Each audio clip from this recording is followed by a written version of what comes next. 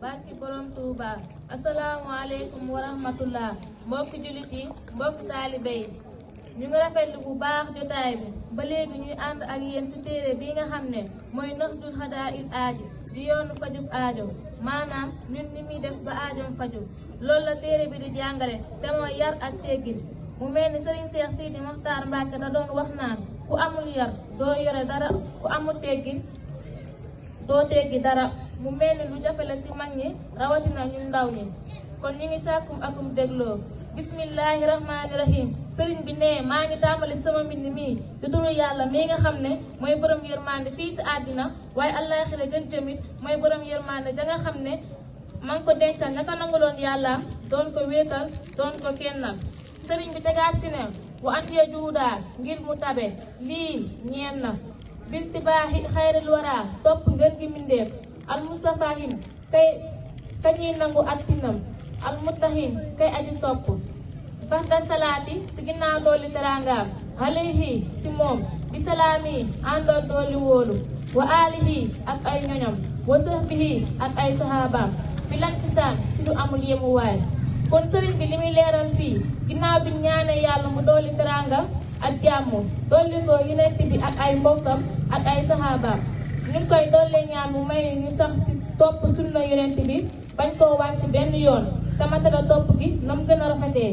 Sëriñ bi tegaat si ne aqulu fii nag intahat la matee tarjamatul kitaabi tarjumaanu téere bi falanaa léegi an sarifu maa ngi wëlbatiku lil adabi jëm sa yar ak teggin ya. Kon sëriñ bi li muy leeral fii mooy tarjumaanu téere bi foofu la yam.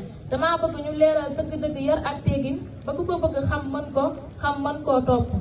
Sëriñ bi tegaat si ne aqulu dinaa wax kay anzima ngir ma woy maa la nga xam ne xam na sara wasoroon na ko at cheikhu sëriñ ba ahmadu te mooy ahmadu allazi ma nga xam ne tabaaxara jéeju woon na si xam-xam yaa maxsaraatullaa bi yéen moo leen woy sàkkuñu ismahu na ngeen leen mindi ya tukkee si man nasihatan ab laabiire tatfahun hankum welli si yéen saqaa an texe di maanaam ñàkk texe nasihatan ab laabiire lakum ñeel leen lu wajhillaahi ngir jëmmi yàlla tan bi ha kulli hafilin ngir yee képp kuy aji sàggan wasaahin ak képp kuy juum.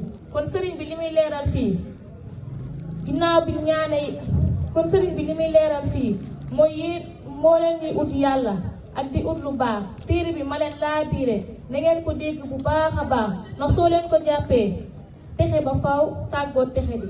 Sëriñ bi ne dama leen di laabire rek te yàlla tax bëgg ku amoon sàggan te ñàkk a bàyyi xel ca la ko war mu yeewu ba faw te góorgóorlu si yar ak teggin te góorgóorlu ca la koy tax a jariñ.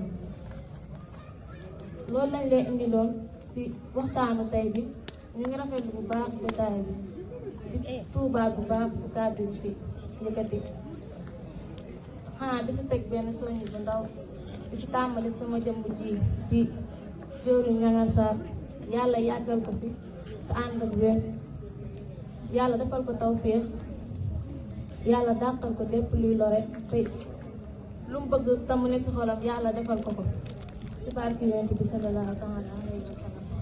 Kon di leen wax asalaamaaleykum wa rahmatullah.